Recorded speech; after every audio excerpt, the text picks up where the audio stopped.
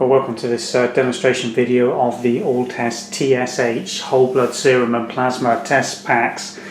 We've got these packs in for GP surgeries, clinics and hospitals who are looking to buy. We've got them in both 10 test packs and the larger 40 test packs. This is a whole blood serum and plasma test cassette. Each one of these comes individually foil wrapped. In this particular pack you get a pack of 10. And the buffer solution, which is only required if you're using a whole blood sample for detecting elevated levels of TSH. Now, TSH is the thyroid stimulating hormone, which in underactive thyroid conditions, hypothyroidism, is elevated. And this test has a cutoff of a 5. So anything above that is going to give you a positive indicator of elevated TSH.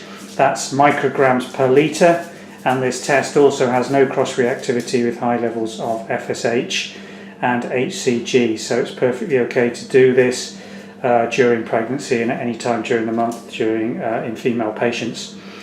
The test's very simple to do. The great advantage of this pack is that it can be done on finger pick, capillary blood samples, and also on processed samples where you've got plasma and serum available to use.